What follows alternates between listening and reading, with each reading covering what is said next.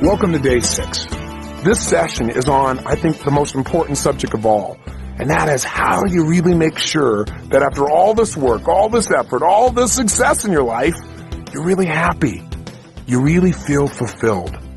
And so this introduction to something we call the 6 human needs, I think is perfectly placed for you, especially if you just did the goal setting workshop, because we want to make sure we take away any fear that, what if I achieve all that and I'm still not happy?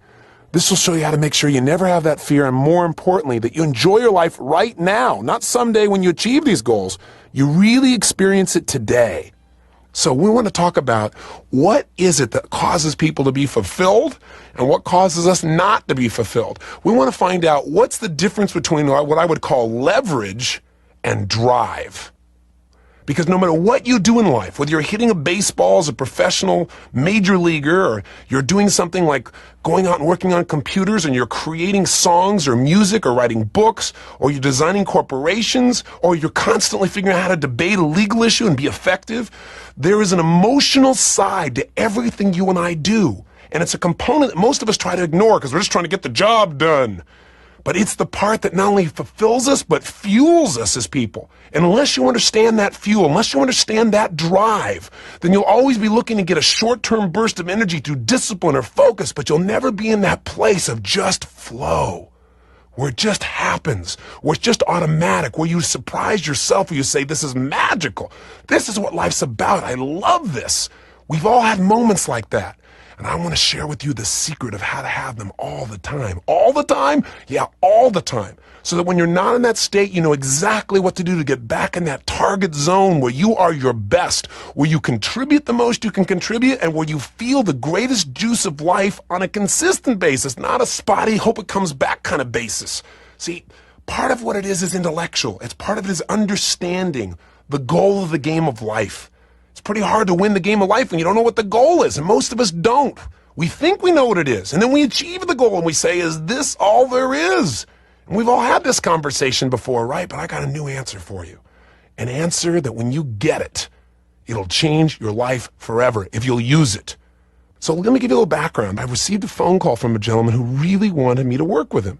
And he was in the south of France, and so I said, well, why don't we wait till I come there to do my program there? I was doing a date with destiny in Cannes. And so I got to the program, and some interesting things had occurred in my life. And I was not in a happy state. I was feeling very frustrated, and I couldn't figure out why exactly. And in a few moments, when I share a little more, you'll understand the why. But all of a sudden, I was not myself. You ever been in that place? You don't understand why. You just don't feel good. You don't feel like you're yourself, but you're not sure why.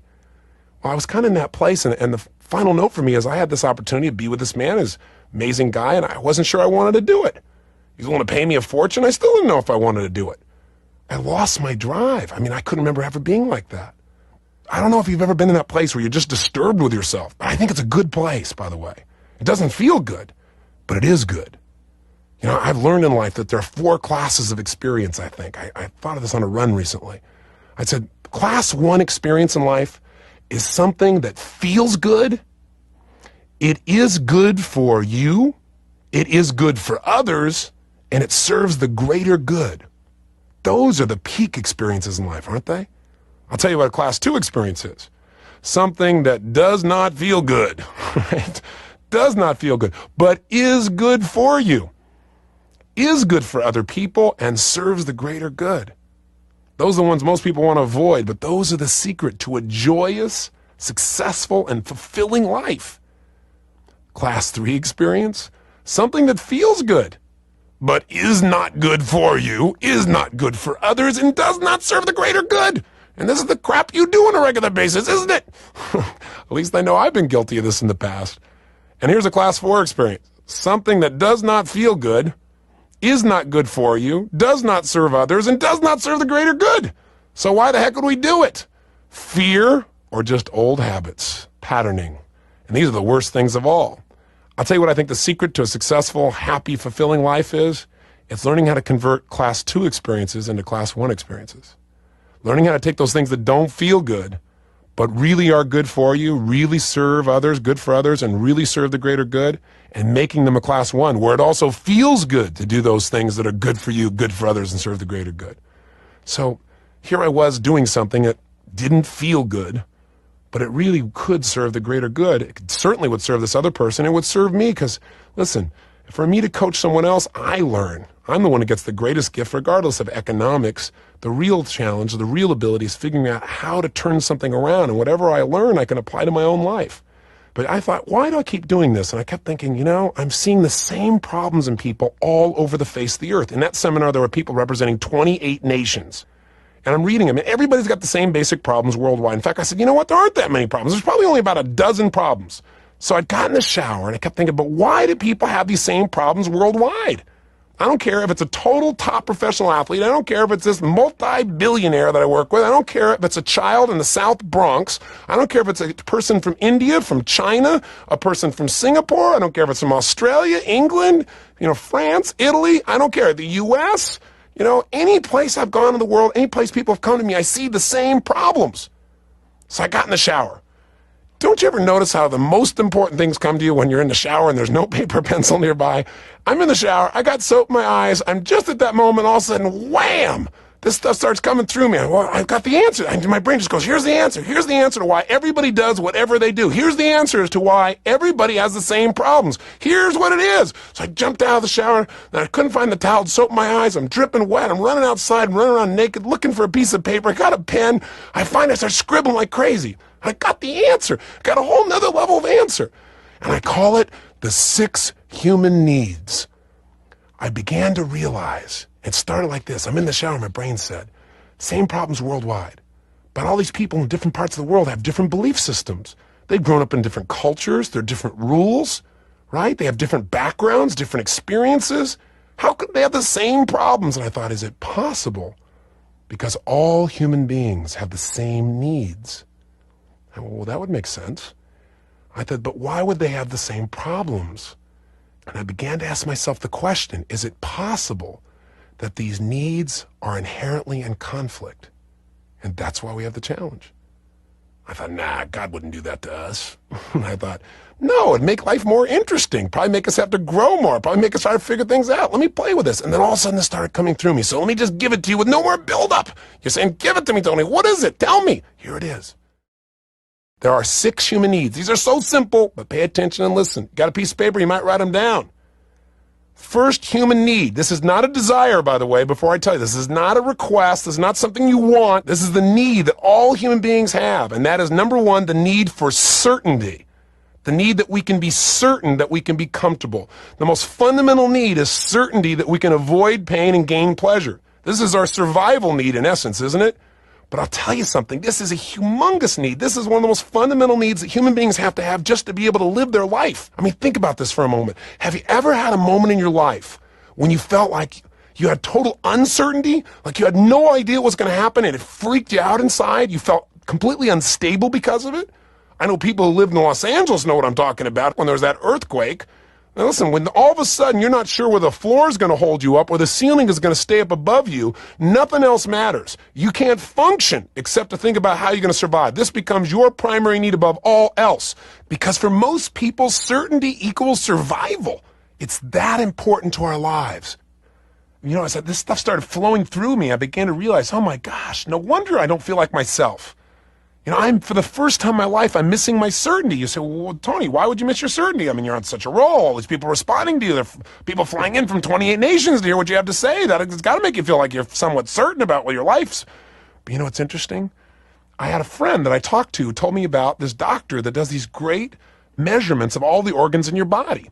And it was just a totally holistic thing. And he measures your body to find out the age of your organs.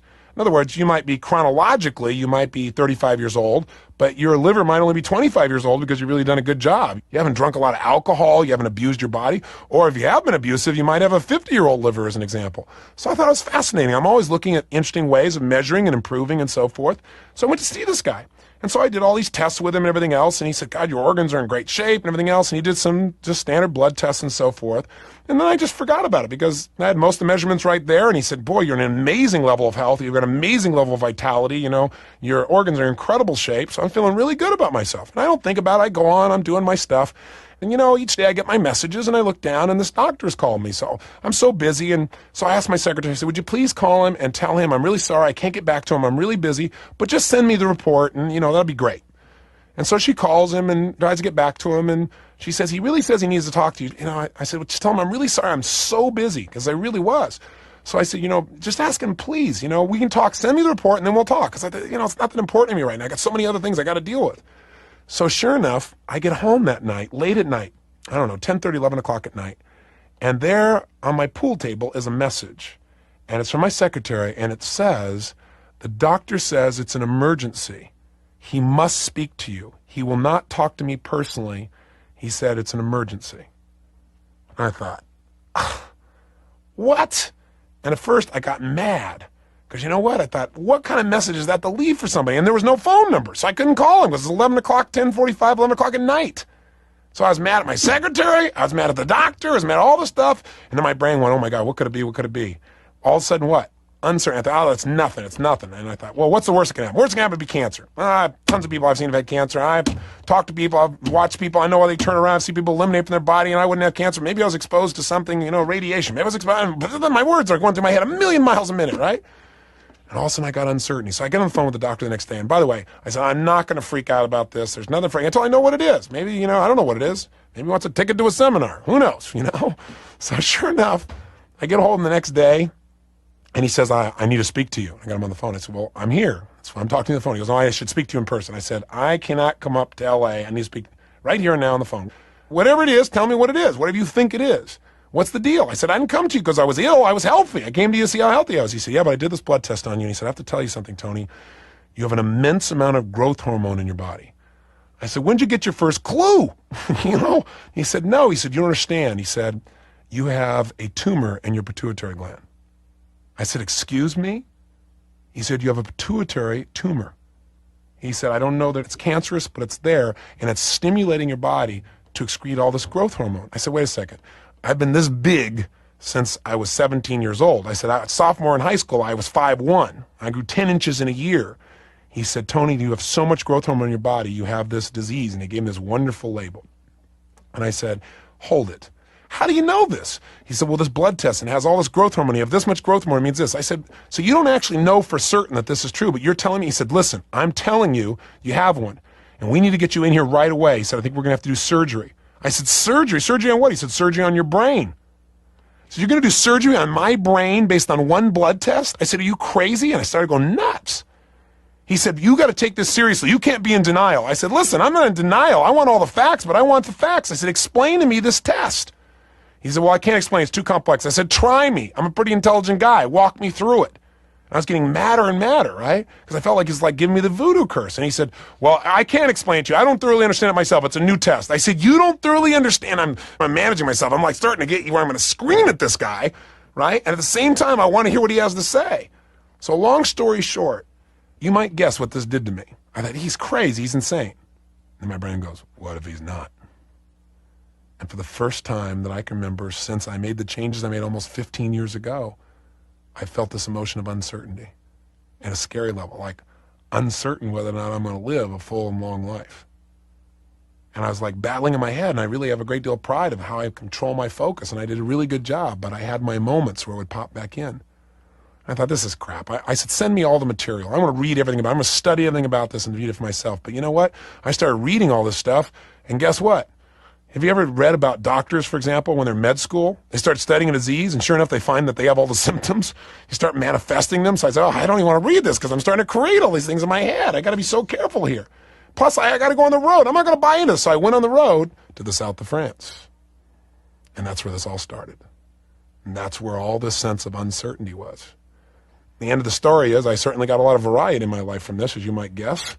I met a variety of doctors, and they all tried to tell me how significant and unique I was with this problem that I had, but they didn't buy into all that, and it literally took me traveling around the world to get to 5 doctors before I finally got to someone who made sense to me and who could prove to me beyond a shadow of a doubt what I really believed, which was I was fine. I went and did an MRI, and I said, I don't want to put anything into my brain. I don't want to put any radioactive dye into my brain. I got nothing wrong now. We stick that in there, I'll have a real problem. So he said, okay, well, we have this non-radioactive stuff that'll make the picture show up better. He said, I'm on your side. I agree. We over-test. I agree some of the tests are invasive and create problems. He was a great doctor. He said, but when you go do the MRI, he said, if they see an abnormality so we can see exactly what it is, when they roll you back out, they'll give you this stuff that's non-radioactive, but it'll make it show up. And I said, all right, on that circumstance only. So I got put in this MRI. You want to talk about uncertainty?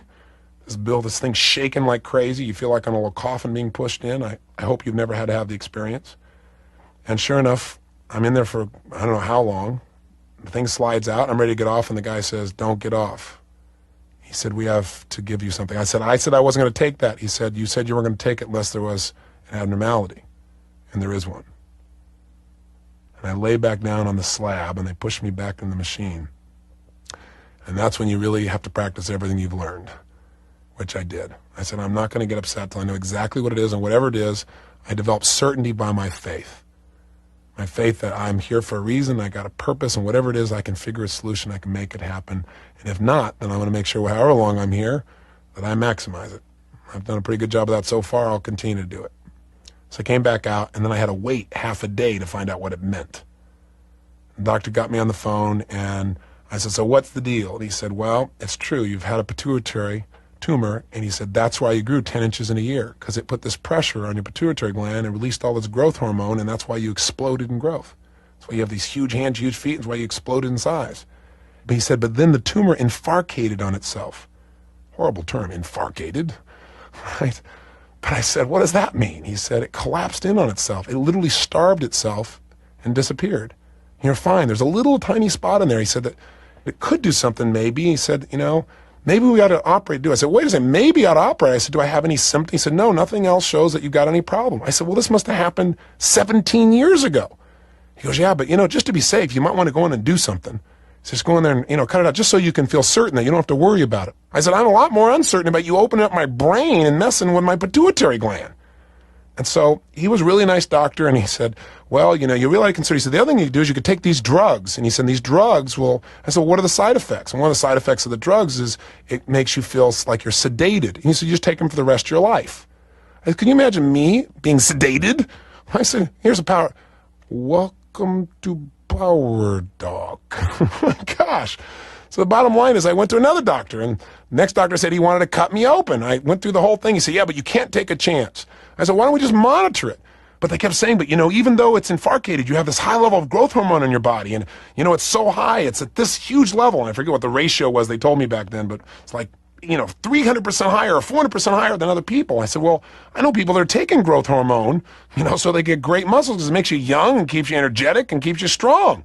I said, well, yeah. I said, so looks like I got about $500 a day with the growth hormone here. Why would I get rid of that? Doctor started laughing. He said, but you got to take this seriously. I said, well, let's look. What would that do? He said, well, if it was out of control, your heart valves would get bigger. So we did the scan. My heart valves were fine. Went through all these things. He said, well, just to be certain, you should just do this. Because after all, if you take the drugs, then you can be certain. If you have the surgery, you can be certain. I said, listen, I got my own certainty. That's what it would take you to be certain. And in the midst of all these things, I had tremendous uncertainty until I finally got it resolved by meeting with this one doctor at the end. And I was his last patient. He's 75 years old, genius doctor. He's one of the fathers of this study of pituitary. And I kept asking all these doctors, is it possible that because I put myself in this incredibly intense state, that by doing that, just like I know I can fire off my adrenal glands, I'm firing off growth hormone? And he said, absolutely.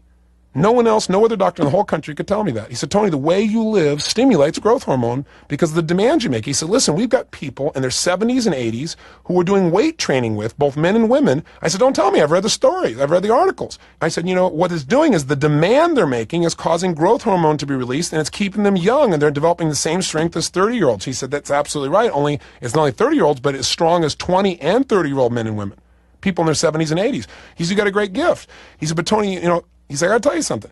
He said, I'm into drugs. So he said, what I would suggest is drug you just to be safe. He said, if you go to a baker, they're going to bake. You go to a surgeon, they're going to want to cut you. You go to me, I want to drug you. He said, but you're pretty clear about what you want to do. He said, listen, if you just want to monitor this, he said, it's probably been 17 years. It's probably just totally fine. There seems to be no side effect in your body whatsoever. But if you want the drugs, he said, I'd be happy to give them to you because it's something just to add certainty. I said, I'd much rather just monitor and see if there's any problem here. So I'm fine. But I'll tell you what.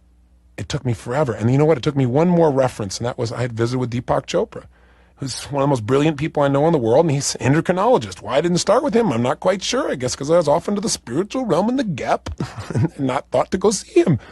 But I talked to him, and he said, Tony, let me look at your levels. And he showed me the ratio. He said, Tony, he said, I've been an endocrinologist for 25 years. I got to tell you something. Anybody with this ratio, he said, this ratio is not extraordinary. I would never do surgery on somebody with this ratio. I would never give drugs to somebody with this ratio. He said, there are people the ratio 5 to 10 times this. And then we consider doing surgery. I said, everybody else is telling me I'm nuts if I got it. He said, Tony, there's natural variation. He said, this is probably just in the natural variation for your body. So finally, combination of new references, I was finally able to get certain again. And I've gone back now, it's been 18 months, and had everything measured, nothing has changed, I'm totally fine. But it took all that time to get there. But after a few people, I finally decided to enter not only getting evidence, but also a little bit of faith. Because you know what? You can be scared about crossing the street, and then you won't do anything there either.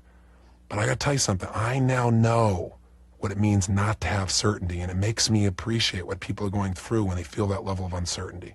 It is a need. And if it's taken away, it's difficult. And by the way, no one can take it away. I took it away from myself. I could blame the doctor all day long. He's just trying to help me. He's doing what he knows best.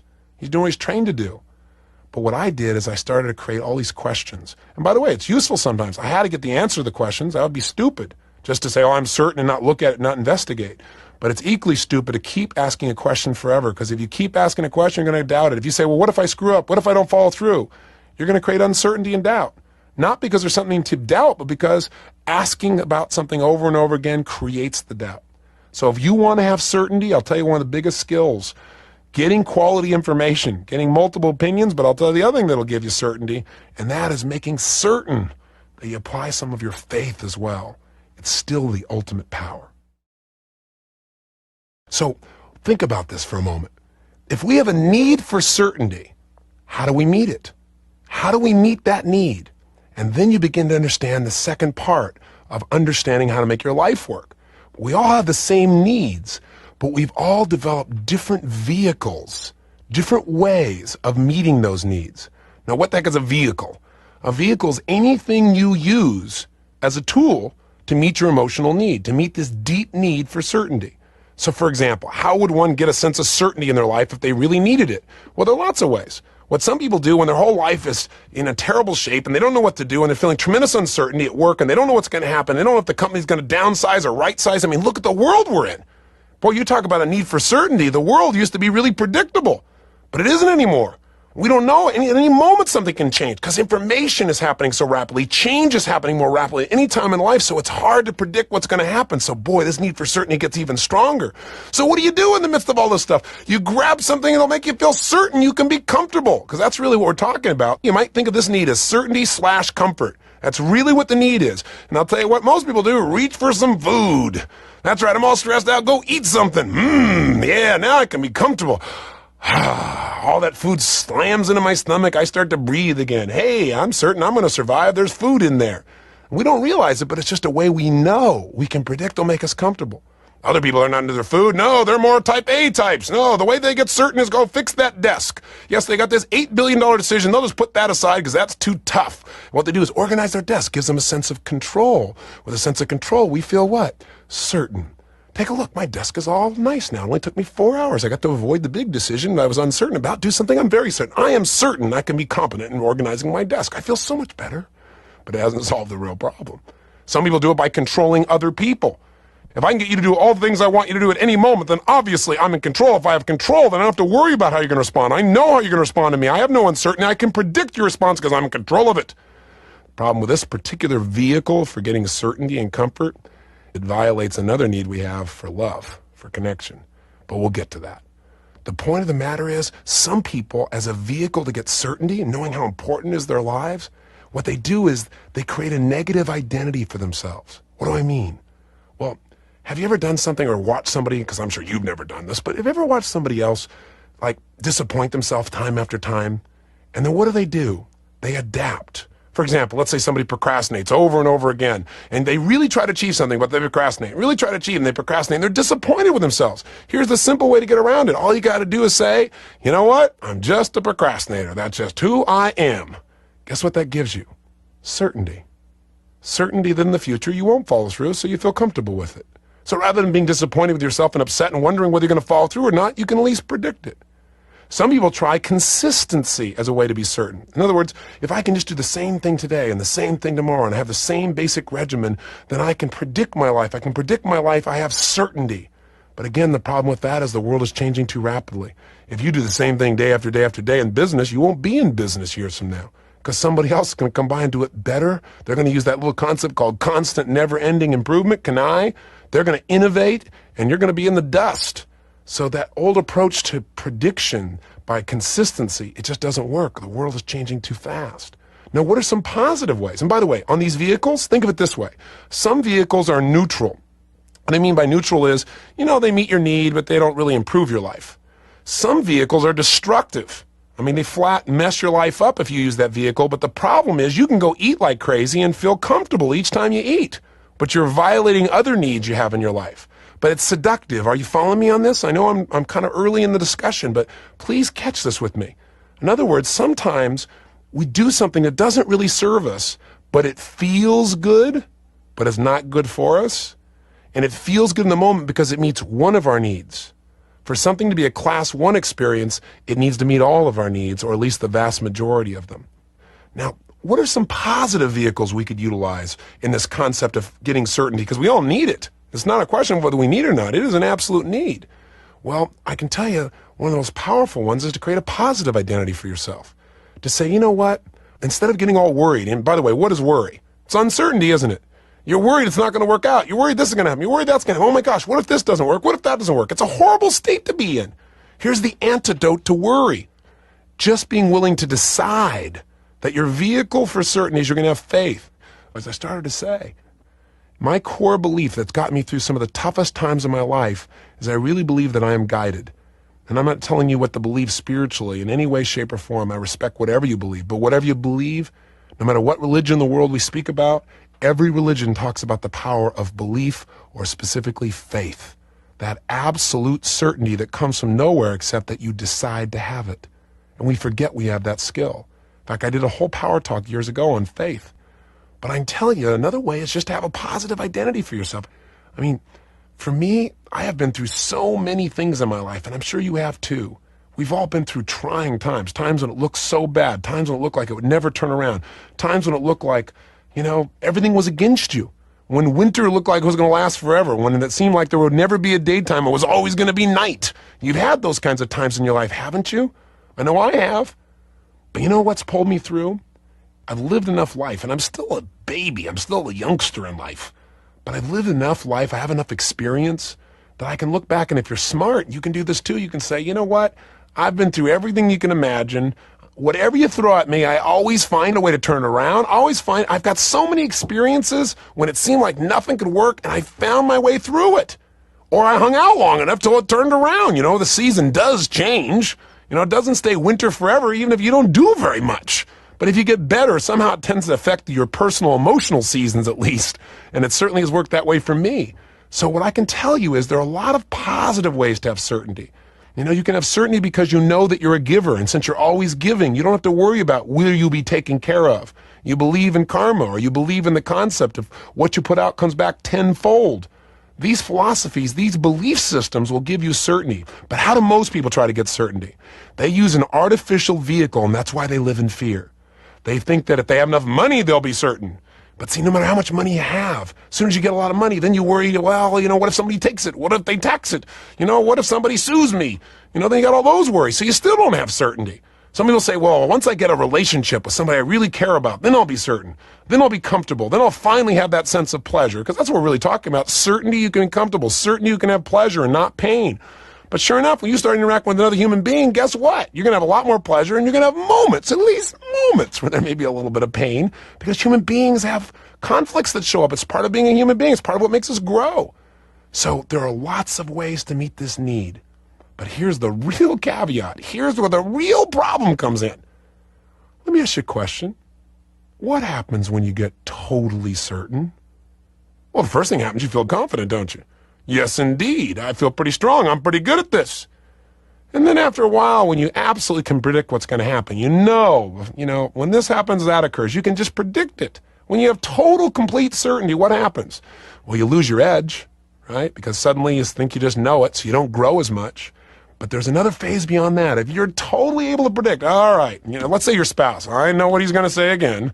I know it. Every time we go there, she says this. Every time we go there, he says that. I know, oh, you know, then he'll say this. Then she'll say that.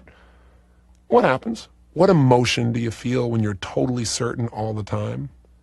That's right. Boredom. Right? Boredom. Let me tell you something. The bottom line is that when we're bored, we're unhappy. We're unfulfilled. We've got to be able to break through boredom. So guess what we do? The reason, and by the way, I want to make sure I'm clear about this. When you totally satiate a need, you get unhappy. And here's the killer. The killer is that you have a second need that is directly in conflict with this first need. The second human need, the second goal of life is simply this. You need uncertainty. That's right. You need uncertainty. You need it. You don't just want it. You don't desire it. You may try to avoid it, but you need it. All human beings need uncertainty/variety, to give you another word. Because everyone, coming from our background, we have different linguistic representations. All that means is different words to represent what feelings mean to us. So when I say for you uncertainty or variety, you might substitute another word in your mind, like we all have a need for surprise. That's another way of describing uncertainty or variety. Or we all have a need for diversity or challenge or difference.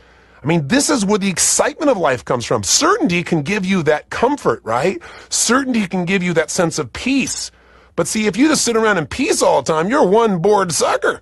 You don't know what's going to happen. And I'll tell you something. This man who was inviting me to come see him, who I was in the shower thinking about, who wanted me to coach him, he had everything in life he could imagine.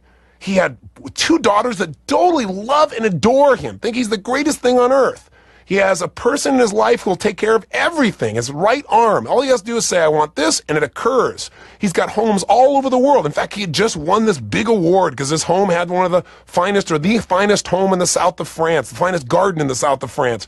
You know, he has this amazing yacht. He has more money than he can spend in his entire lifetime. And guess what? He was totally depressed. Why? Why? Why? I mean, here's this man's got all his dreams, and he's depressed. Because he was so certain he knew what was going to happen, when it was going to happen, how it was going to happen. I mean, he had no surprise in his life, no challenge, nothing he's uncertain about. He was working so hard because his whole goal, he said, Tony, I just want to be at peace. I just want to be at peace all the time, he said. And I don't know what it is. I had a hard time being at peace. Well, guess what? You're never going to be at peace because you're not designed to be at peace. If you want to be at peace, go get dead. That's dead. Dead equals peace.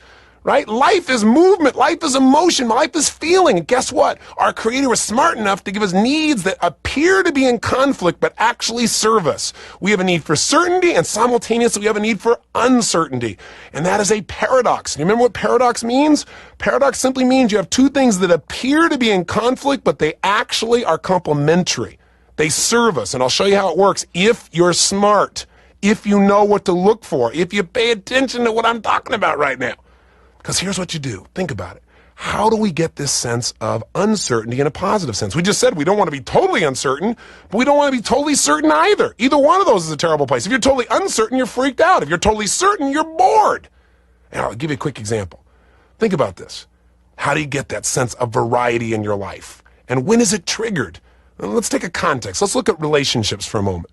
So let's say in the very beginning in a relationship, what are you looking for? Well, you're looking for a lot of things. And I'm not going to mention them all because they meet some of these other human needs, and I want to keep you a little bit of suspense and not confuse you. So let's just look at one need. Part of what you want is you want certainty that this person is somebody who really cares about you, right? This is somebody who really loves you. This is somebody that you can depend on if you're going to be in a relationship. This is somebody that you're going to be stimulated by mentally, emotionally, psychologically, sexually, you know, every sense of your life. So, but what happens when you're totally certain in a relationship? What happens? You get bored. So then what do people do? Well, they have a need for uncertainty. So I'll tell you, they do one of several things. Suddenly they find that uncertainty, that variety, that challenge in their work. And the person says, why aren't they home with me anymore? Because there isn't the same level of variety. There isn't the same stimulation. Or they finally decide this is the wrong person for me, and they leave that person. They say, it's just the wrong relationship. It's boring. It's not stimulating anymore. It's not growing. I need more variety in my life, so I'm going to go out with somebody else. Goodbye, our relationship's over. Or the person may cheat on this person.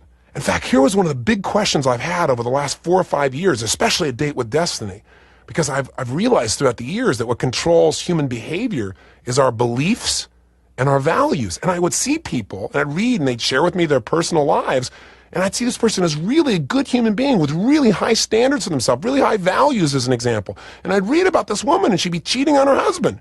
And I'd be thinking, but this is totally in conflict with her values. How could this be?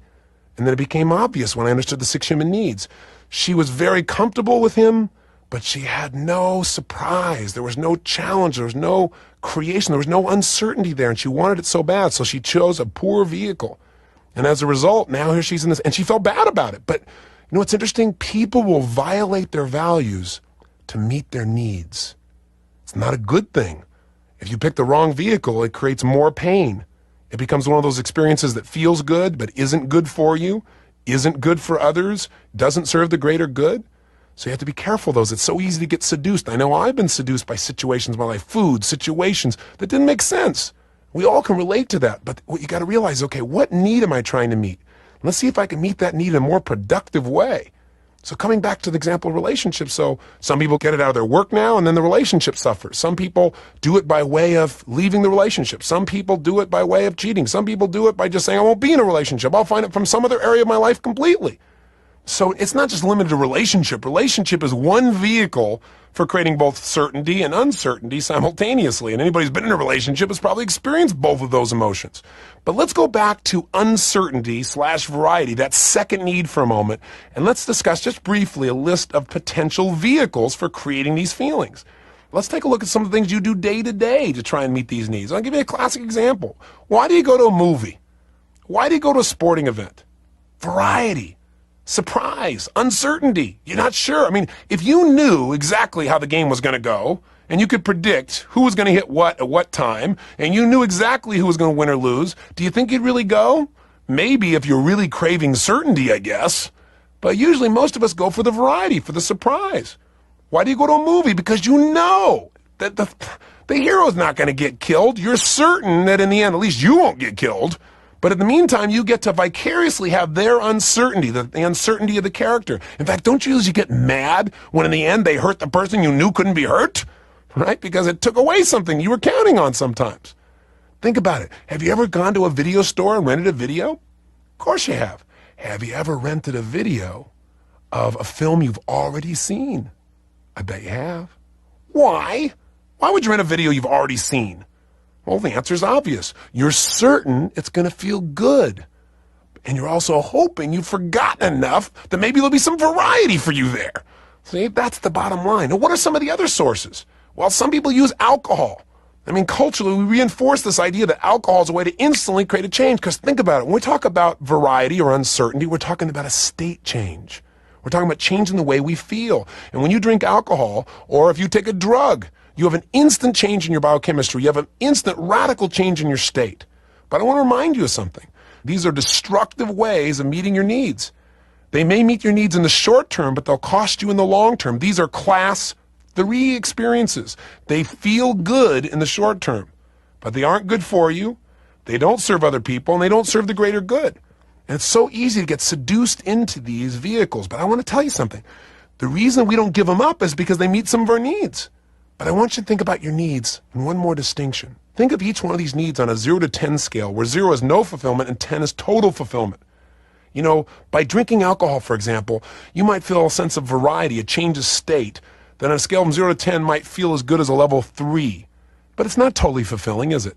Because it's going to bite you the next morning, and you know it. So it's not totally fulfilling, unlike something where you know there's no downside. It only feels good. Those tend to give you a level 9 or 10. So one of the seductions in life, as I mentioned, is that very often we want to make a change. And we say, why can't I get myself to change? Why can't I get myself to stop overeating? Well, I'll tell you one reason. Because right now you perceive that eating gives you certainty, you can be comfortable, and it gives you variety. Or you perceive that doing drugs or using alcohol, you're certain it'll give you a change of state, a surprise, a variety. So it's very difficult when it's meeting some of your needs, but it doesn't meet all of them. And part of what I'm going to show you how to do is to develop some new patterns of fulfillment. So you don't just get rid of something. If you ever try to stop smoking, and smoking used to make you comfortable. Smoking when you're bored gave you something to do, gave you some variety, some distraction. If you don't find a new vehicle that's just as easy to use, that'll give you that comfort and variety right away, then you're going to go back to smoking. You're going to go back to drinking. That's obvious. That's the biggest problem. Discipline never works because discipline says, I'm not going to do this vehicle anymore. But discipline's not enough because if you don't replace the vacuum, your needs still have to be met. So you go back to the old vehicle you know works. Doesn't work perfectly, doesn't work well, but it works enough that you're going to keep doing it. Does that make sense to you? What else do people do? I'll tell you, in relationships, what some people do, things get so certain, they pick a fight. Because guess what? This relationship's too predictable. It's too good. Let's do something here, create a little variety in here. And they don't do it consciously, but they do it unconsciously just to get some difference going. Now, some people just go get a new relationship for variety, or they go get a new job, or they get a new location to live in. But the problem with all these is they don't last. You can get variety by a simple conversation. If we have a stimulating conversation about some new idea, it's fun, it's variety, but it doesn't have anything negative to do with it like some of the other things we've mentioned. You can take on a brand new challenge, and taking that challenge creates some uncertainties in a positive sense that'll make you grow. You can do something like learn something new, or you can do what I call re-chunk your focus. Start to notice the little things. So hear me now. I don't care what you do for a living. I don't care what your environment is like. There is variety there. You just have to look for the difference. But see, unless you know what the goal of the game is, you're going to miss out. You got to say, how do I get variety? And by the way, that's what I want you to answer right now. How do you tend to get certainty in your life that you can have comfort? Do you avoid situations, for example, that you think might be confrontational because then you're at least certain you can be comfortable? Of course, it never works long term, does it? Because it's really not good for you. It's not good for the other person. Feels good. Doesn't serve the greater good. What class is that? That's right. Class 3 experience. You want to avoid class 3 experiences. And they're very seductive because in the short term, they tend to meet a little bit of your needs. But I want you to think about this. Each one of these needs, whether it be certainty or uncertainty, this need for comfort or this need for variety, they have a 0 to 10 scale. 10 is total fulfillment. 0 is nothing. A lot of times, for example, you could go try and control other people and be somewhat successful at it, so you feel a level of fulfillment of maybe level 4 on a 0 to 10 in the area of sense of certainty. I'm controlling people. But it's not really totally fulfilling. But it's fulfilling enough you may not change. So I got a question for you, because I'm going to show you how to change these things if you want to in a few moments. Tell me this. How do you try and get certainty in your life? How do you try to be certain you can be comfortable, you can avoid pain and gain pleasure? What are some of your strategies? What are some of the good ones? What are some of the ones that may not be so good? I want you to think about that. Because by the end of it, I'm going to have you make a list of these. You don't have to write them down right now, but I want to start planting the seed in your mind. How about variety? What are some of the ways you create uncertainty in a positive sense? What are some of the ways you create surprise in your life? How do you create those kinds of challenges and that diversity? So now, we understand the paradox between these two needs. What do we need? We need certainty / comfort. Certainty we can be pleasurable, we can avoid pain, and we need uncertainty, a sense of variety and surprise. And there is a way to meet both of these. Now, let's go to the third need. The third human need, the third goal of life for all human beings, whether they know it consciously or not, is we all have a need for significance. Significance. Now again, we all have different words, different linguistic impressions of what these emotions mean. So I'll give you some other phrases that mean significance. We all have a need to be needed. That's one way of being significant. We all have a need to feel important, a need to have a sense of purpose in our life, to feel like we're unique in some way, to have a unique sense of meaning for our lives. That's all about significance. This is not a desire. This is not something you just want. This is a need.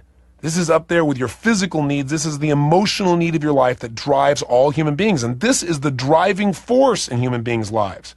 So what do I mean by this? What are ways we do this? Well, let's look at vehicles really quickly. One of the ways that you can feel significant is tear everybody else down. See, I'm more significant than you are because you're terrible. That's one way. And unfortunately, this is what happens with a lot of people in the culture. Another way to do it is violence.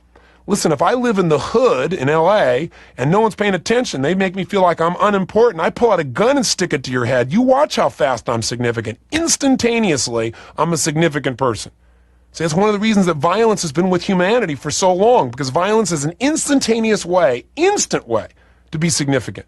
If you didn't have any education, any background, you didn't work at anything, you've been frustrated, overwhelmed, you're violent, you're significant. And unfortunately, it works, and that's that. When something works, when something meets a need, you're going to see it over and over again. Because if there's one phrase I'd like you to think about, it's this. Whatever human beings do, they have a reason. And the reason is, at some level, they believe that their current behavior, their current approach, either consciously or subconsciously, they believe it's going to meet one of their needs. Even if it hurts other needs, they know it's going to meet one of them, so they do it anyway. What's another way of meeting the need of significance? Well, some people do it through a negative identity. Well, if I have a disease, if I have some psychological challenge disorder. So here this person is. This person has this tremendous feelings of fear and pain, and they feel down all the time, and they're depressed, and they don't know why, and they don't know what it is. And so then they go to a well-meaning psychologist or psychiatrist who's been trained to look for these specific criteria, these specific symptoms. And when they find them, now they know what they can tell them they are. Now, you are a manic depressive.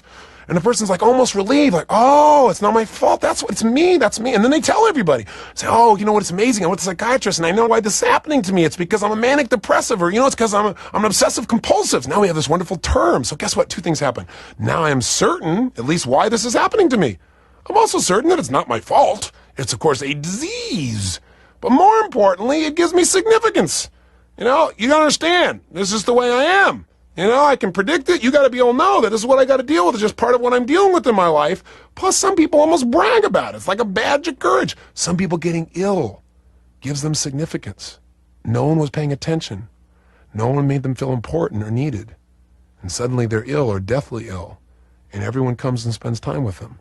Suddenly they become important. See, subconsciously our brain learns many ways to meet needs. And some are destructive, some are neutral, and some are very positive. What are some other ways of doing it? Well, positive ways, some people feel a sense of significance by learning certain things, by knowing the answer. And by knowing the answer makes them feel like they have a special purpose, something they can contribute, something that's unique. Some people do it by just degrees. Doesn't matter what they're learning. It's the fact that they've achieved certain letters after the name, and that means uniqueness. That means distinction. Listen, when you hear the word doctor, that brings up a different distinction. Senator, that brings up a different distinction.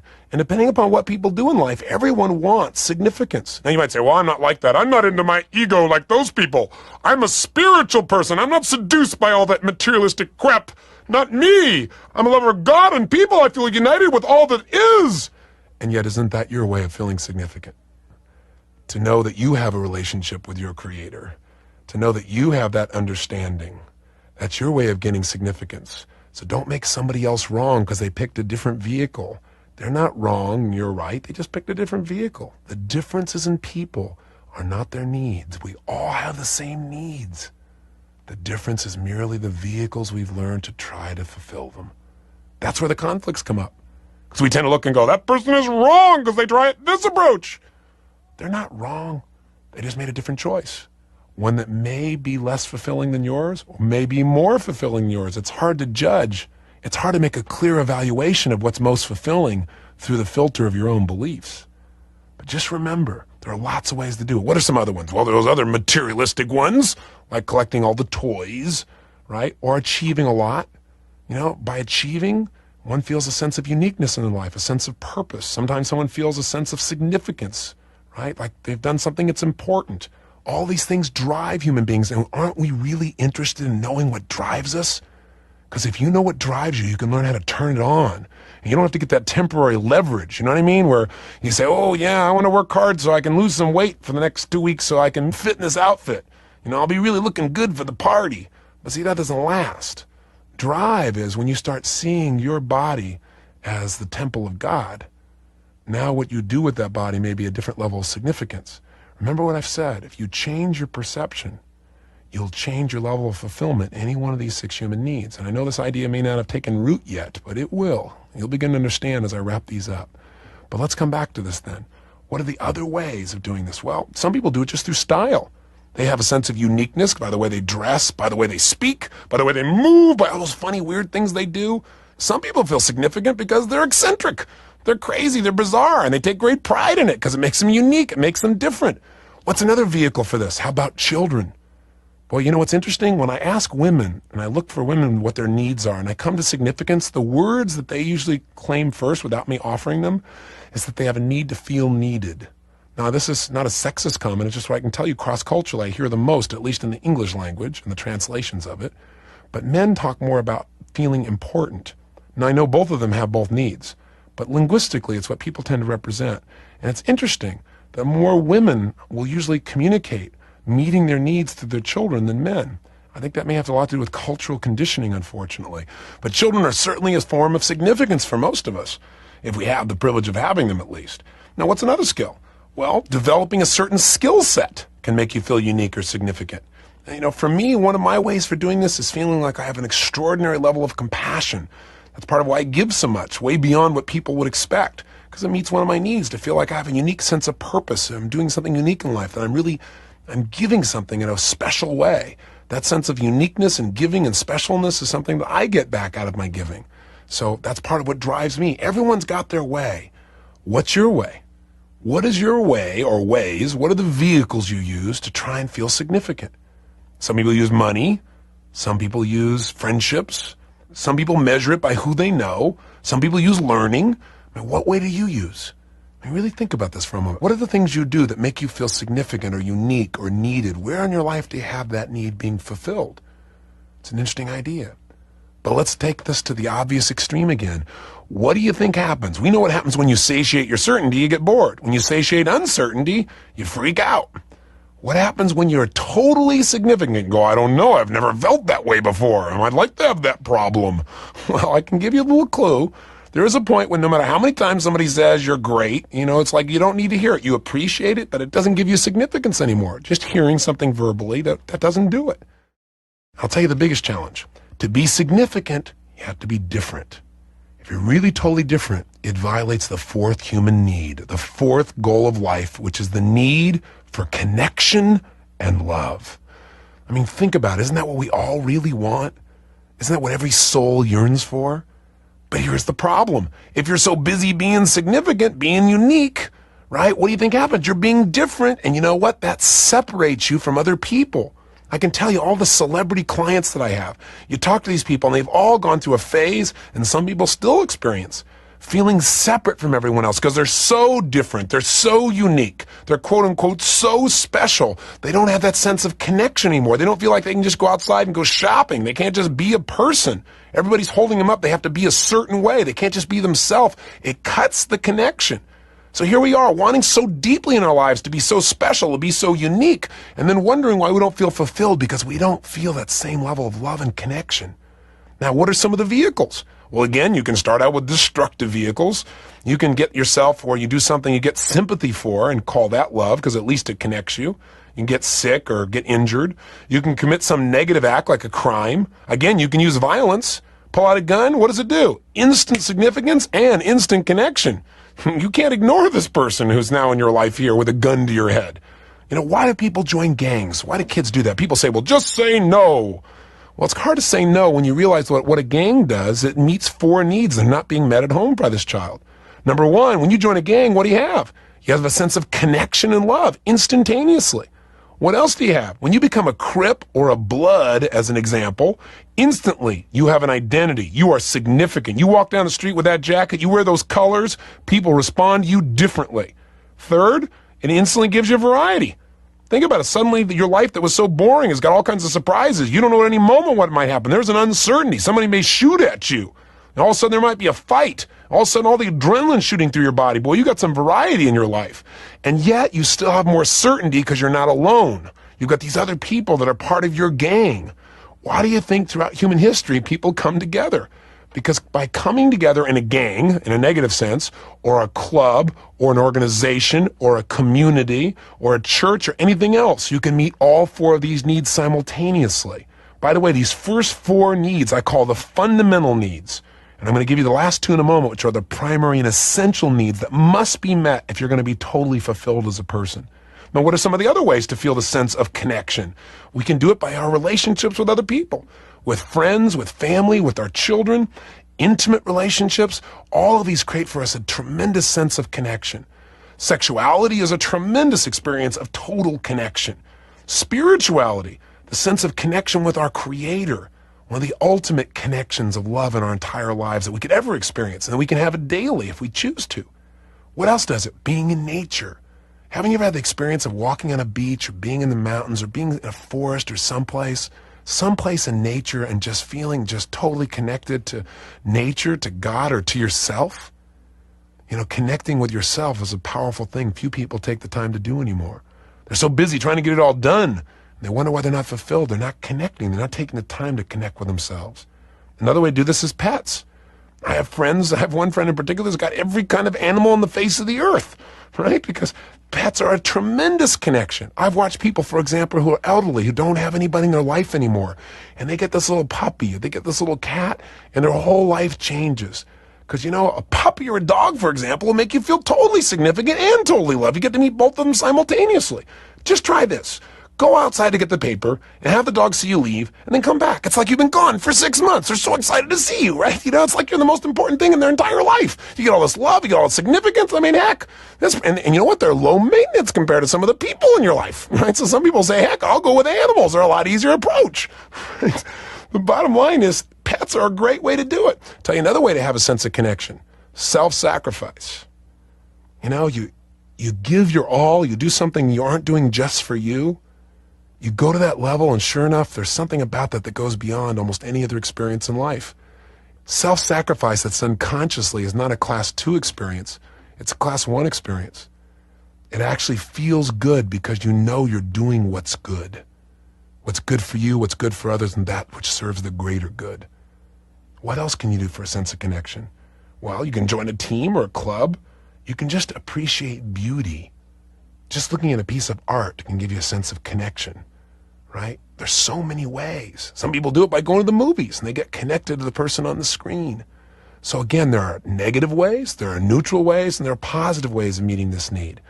But here's where the paradox comes in again. Let's take a look at an example of relationships. Going back to that example. We saw the challenges that happen between the need for certainty and uncertainty in a relationship. Well, let's use the same context of relationship around significance and connection and love. So in a relationship, what happens? In the beginning, you're so excited because this person notices you and loves you and you feel so significant. But sometimes what happens is we feel less significant because we don't get the same level of attention. They still love us, but we don't feel significant enough. So all of a sudden we don't feel very fulfilled, so we do something so that they know that we're significant in their lives. Well, you know what? When you try to demand significance, you rarely get it from somebody. Usually people get turned off, right? Isn't that what we call ego? Somebody's like going around trying to show us how important they are. What they're really saying is they're crying out saying, I want to feel like I'm important. I want to feel like I'm needed in some way. I want to feel loved. But most people don't know how to say that, so they do silly things that usually push people away. I'll give you a little secret. Whatever need you want to fulfill in your life, give it. Whatever need you want to receive, give it. If you make someone else feel needed, if you make them feel important, if you make them feel special, if you make them feel significant, I promise you, more than likely, they will make you feel needed, important, and significant. If you give someone else tremendous love and connection, more than likely you will get that back in most cases. Give that which you wish to receive, and you won't have to worry about receiving it. It's very simple. But you know what happens in relationships is first you get in this relationship and you say, gosh, I want someone I'm totally connected to. And then you have this total connection. It feels so wonderful. And it's like we're one. We're totally united. We're like one soul. Here we are. And then all of a sudden somebody goes, but then who am I? If I am you and you are I, who am I? I don't have my own identity. Oh my gosh, I gotta have my own. I need my own identity here. I don't want to just be Mrs. So-and-so. I don't want to just be Mr. So-and-so. I gotta have my own identity. Don't you understand? So sure enough, you go out and try and create your own identity, and sure enough, next thing you know, you're alone. You go, oh, but I don't feel connected. Oh, but I want to be. Oh, do you see the paradox? It happens in everything. It happens in business, happens in relationships, happens around financial issues, happens around virtually everything in life. So this is the challenge. That's why we see the same problems. People have different vehicles. They try to meet their needs. Usually they meet their needs very weakly. On a 0 to 10 scale, they do 2, 3, or 4, and they're not satisfied enough to really be happy, but they're not dissatisfied enough to change. That's a scary place to be. So let me tell you this. You can meet these first 4 needs and still not be fulfilled because you have to meet the last 2. The way you approach the first 4 needs will determine whether you're totally fulfilled in the last 2. The last 2 are these. The 5th need is the need to grow. We all must grow. Everything in life is either growing or dying. There is no in between. If the law of life is everything must serve a purpose. And if you aren't serving a purpose, you're out of here. And when you die, your body will serve a purpose because it'll turn into dust that something else can grow from. The law of life has got to grow. So everybody's got to grow. And we are not happy unless we're growing as people, period. There's no way around it. I don't care how much you've achieved. I don't care how many people think you're wonderful. I don't care how much you have in your life. Growth is it. And if you doubt it, look at people who are the best in the world at what they do, who everyone else seems to admire, but they're not happy. I can tell you why they're not happy. They stop growing. That's why you got to always, no matter what standard you've achieved, you got to always have a high standard for yourself. You got to know the next level is right around the corner, and you got to keep going for it, because growth equals life. And then the sixth need is the need to contribute, the need to go beyond yourself. These two are the primary essential needs of life, because they're the laws of life. Everything in life must grow, everything in life must contribute in some way, or it's out of here, right? It's eliminated. That's the way life works. Everything must serve a higher purpose. Everything must ultimately serve the greater good, not just itself, or it will not last, including you. So think about this. Aren't you most happy when you know you've done the right thing? There's a great little book out that came out years ago called Random Acts of Kindness. It talks about just doing something where no one knows you did it. You're not doing it to be acknowledged. You're just doing it because it's a great thing to do. And that's a wonderful feeling. I think it's one of the richest feelings a human being can have. So if these are our 6 human needs, if these are our 6 goals, then what have we learned? Here's what we learned. First of all, you can meet these first 4 needs in destructive ways and thereby feel a little fulfilled, just enough that you're really not happy, but you're not dissatisfied enough to change, and you will not be fulfilled because you won't grow and contribute, which are the ultimate primary essential needs. So for example, you could get certainty in your life by controlling everybody. And on a 0 to 10 scale, maybe that feels like level 3 of pleasure, of fulfillment. You might get variety by doing drugs at level 3 or 4 of fulfillment. You follow me emotionally? And then if you go to significance, you might do it by tearing everybody else down, therefore making yourself feel more significant. I might give you a 3 or 4. And you could have connection and love by, getting sympathy all the time, or being demanding and noticing that people are responding to you and then calling that love, which it isn't. But you know what? These approaches will not cause you to grow. They will not cause you to contribute, and therefore you will not be fulfilled. And that's a pretty scary place in life. When you're doing all the things you think you're supposed to do and you're achieving it all, and you're still not fulfilled. Now you'll know why. Do you get it? Boy, if you just find a few vehicles, a few of them to meet all your needs, you cannot believe. You won't have to motivate yourself. You won't have to get yourself going out there.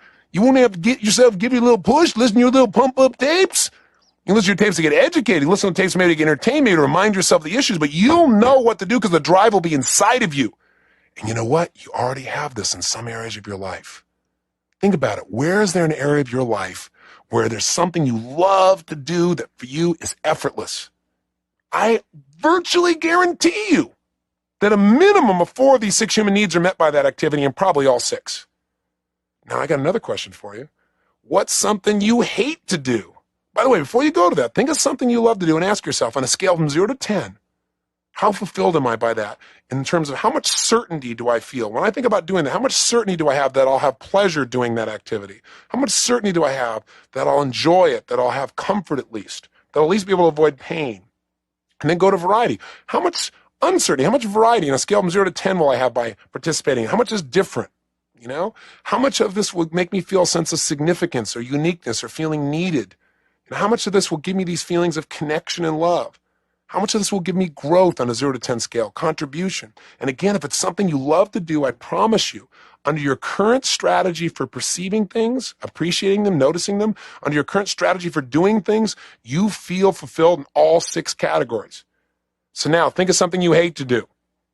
Something you absolutely hate to do. What's something you try to avoid doing if you possibly can? Now some people say, well, there's nothing I hate. Well, what's something you would prefer someone else did? Think about it. And some people say, well, cleaning my house.